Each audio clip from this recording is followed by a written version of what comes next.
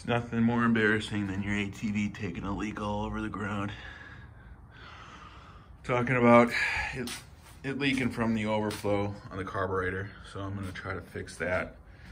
It's a 1999 Polaris Xplorer, so I'm gonna work on taking the carb off and then fixing that leaking overflow from the carburetor. Well, this is how my airbox is held on, some zip ties, so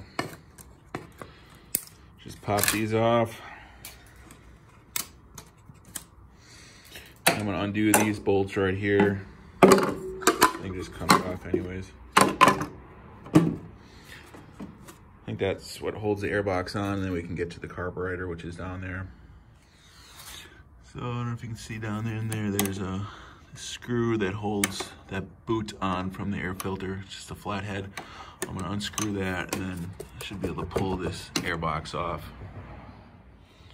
So the airbox popped off pretty easily. What you're left with is the throttle.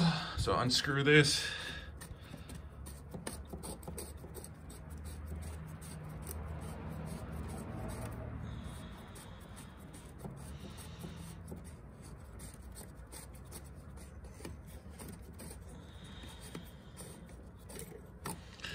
There we go. Slide that baby out of there. And then that right there is the fuel line. So looks like someone zip tied that baby on there. Let's take off the fuel line, and then the other side will be the choke. Just undo the choke. There's a little wrench right there, pull out the choke, and then there's one more screw on the front boot. So unscrew that, and then those three things should be enough. So yeah, 1, 2, 3, those 4 things should be enough. That would just pull out the carburetor, and then we can work on cleaning her up. All right, here we go. We got the carburetor off. It's in my workshop or my basement. You're just gonna want to start by taking off these 4 screws. I got most of them unscrewed, so pop those off. Here is the inside. So this Polaris has 2 floats in the side.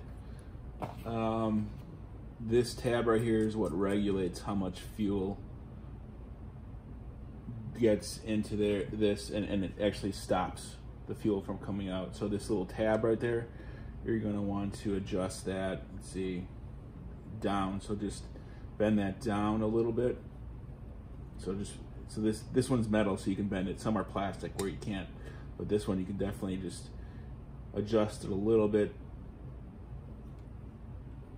right there. You can also, since we're in here, we can actually just clean the carburetor. So pop this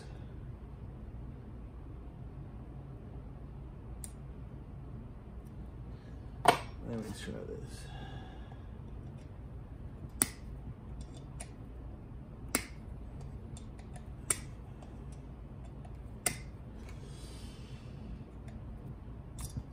There you go, pop that.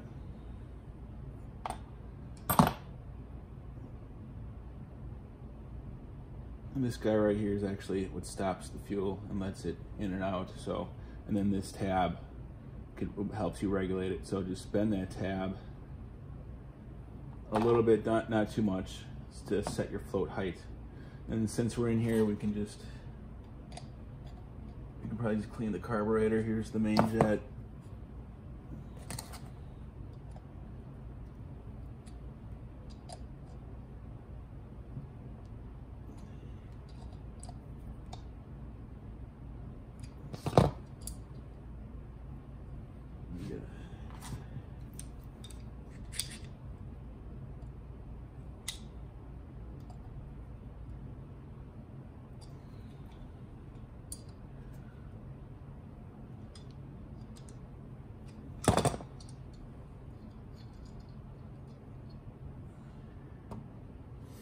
So we can clean these out.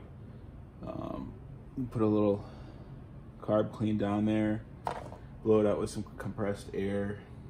Here's the pilot, which is down there. You're gonna need a small screwdriver. You're gonna need a smaller one than that. So pop these 2 jets out. I do have an ultrasonic cleaner, so I'm just gonna throw it in the ultrasonic cleaner. Otherwise, you can just spray it out with Carb Clean and use an air compressor just to blow out the jets until they're nice. You can blow out all these passages right here and anything you see that needs to be cleaned. So I'm gonna do that right now. All right, here's my ultrasonic cleaner with my assistant. I usually use some sort of degreaser. That's some sort of mean green auto degreaser. So I usually use like 1/3 degreaser and the rest water. So why don't you dump some in there? Yeah, that's about good, good. And then we'll fill that with hot water, and then we'll throw our parts in there. All right, we got it all filled up with hot water, ready for the parts. Throw them in there. So I pretty much just throwing all the stuff in there. So there's the bowl with all the jets in there. There we go. And there's the carb. Maybe pull it to the side.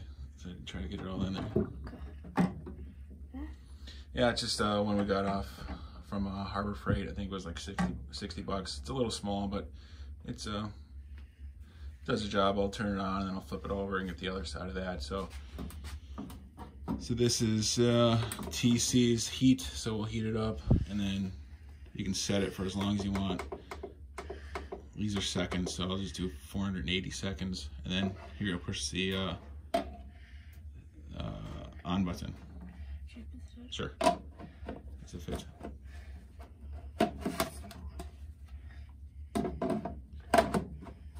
Just push the on button.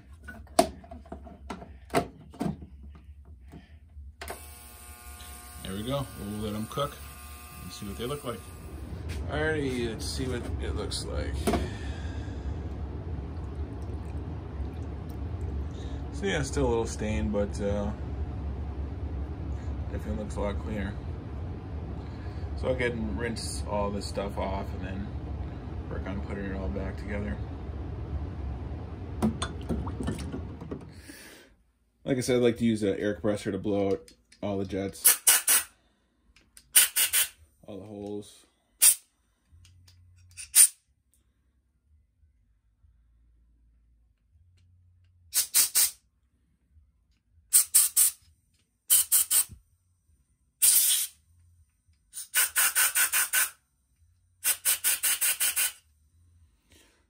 And then I do that with the jets as well, just to make sure they're all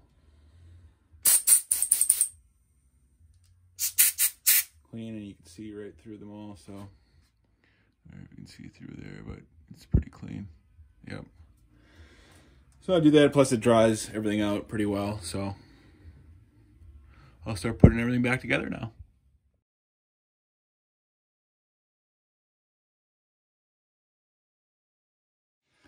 I do like to test before I put everything back. So I got this water jug hooked up to a fuel line, and then I hooked up a carburetor to it. So there's water going to it, so you can see gas is coming out when the lever's down, and then you can tell, and it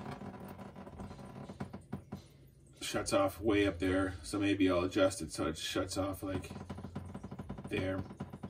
So I'll just push that tab up a little more, so when the floats hit it, it'll stop a little earlier. So I got it re-hooked up here, so it stops a little earlier. So it'll fill up when it's down and then shut off right about there.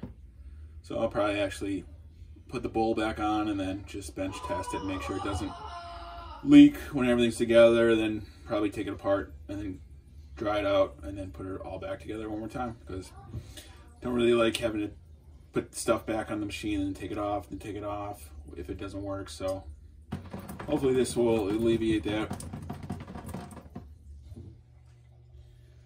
All right, I got the carburetor put back together and the water hooked up, so it looks like it's leaking. It's not leaking, so if it would be overflowing, it would be coming out of here.